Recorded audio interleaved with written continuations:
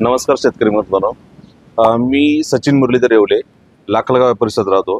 माझं दुकानला लाखलगावमध्ये माऊली कृषी सेवा केंद्र आहे आणि या परिसरामध्ये मक्याची चांगल्या प्रकारात लागवड झालेली आहे आणि त्यामध्ये स्वीटकॉर्न आणि तुमचं बाकीचे दुसरे पण प्रकारचे आले. पण ह्या वर्षी मधु 11 या व्हरायटीला जास्त प्रमाणात प्रभाव भेटलेला आहे आणि ही व्हरायटी खूप चांगली आणि सुंदर आहे.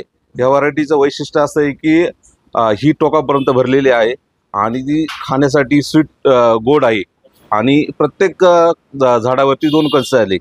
बुरकुंड लहान आणि त्याचा दाना कॅप्सूल प्रकारचा आहे आणि त्यामध्ये टोटल कणसामध्ये एकसारखा दाना आहे आणि शेतकऱ्याला कमी खर्चामध्ये जास्त उत्पन्न मिळतं.